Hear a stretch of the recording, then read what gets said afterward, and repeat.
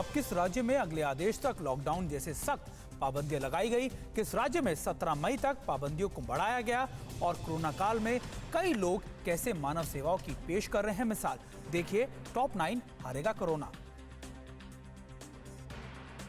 Corona के बढ़ते मामले को देखते हुए पश्चिम बंगाल में चुनाव खत्म होते ही शुक्रवार से ही अगले आदेश तक आंशिक लॉकडाउन लगा दिया गया है। Shopping mall, beauty parlour, cinema hall, restaurant, bar बंद रहेंगे। बाजार 2 शिफ्टों में सुबह 7 बजे से 10, शाम 3 बजे से 5 बजे तक ही खुलेंगे। कल राज्य में 17,000 से ज्यादा नए केस मिले और 96 लोगों की मौत हो गई।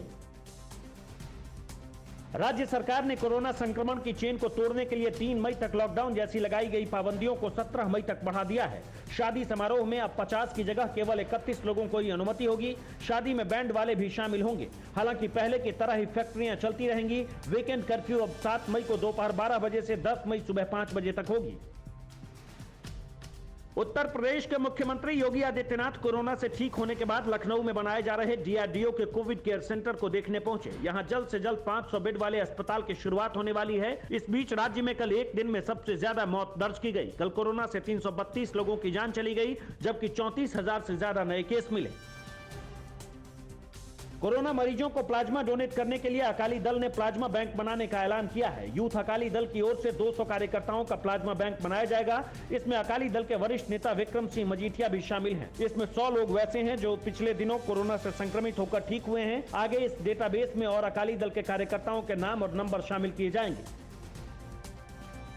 कोरोना मरीजों को बेड्स की कमी को दूर करने के लिए धार्मिक स्थलों पर भी कोविड केयर सेंटर बनाए जा रहे हैं। दिल्ली के ग्रीन पार्क में एक मस्जिद में 10 बेड का कोविड केयर सेंटर बनाया गया है। इस सेंटर पर केवल आइसोलेशन के लिए मरीजों को रखा जाएगा। यहाँ खाना पीना, दवाई, डॉक्टर और नर्स की व्यवस्था की जा रही है। फिलहाल यहाँ ऑक्सीजन की व्यवस्था नहीं हो पाई है।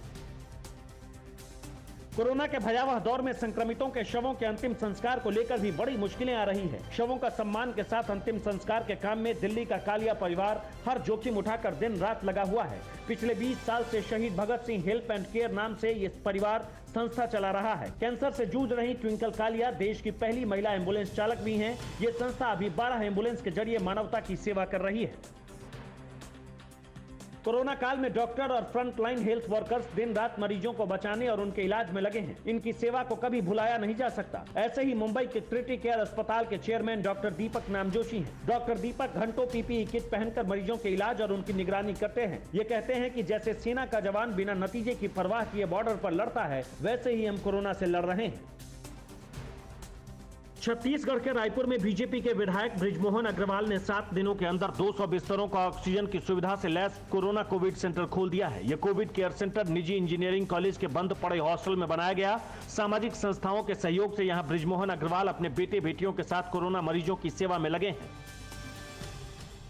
यूपी के नोएडा में कोरोना मरीजों को दी जाने वाली रेमडेसिविर इंजेक्शन की कालाबाजारी करने वाले एक डॉक्टर समेत 3 लोगों को पुलिस ने गिरफ्तार किया है। गिरफ्तार किए गए आरोपियों के पास से 3 इंजेक्शन बरामद किए गए हैं। ये लोग एक इंजेक्शन 35,000 रुपए तक में बेच रहे थे। अब तक इन लोगों ने 12 लोगों को इंजेक्शन बेचे हैं। फिक्र आपकी, सोमवार से शुक्रवार रात 9 बजे सिर्फ TV9 भारतवर्ष पर।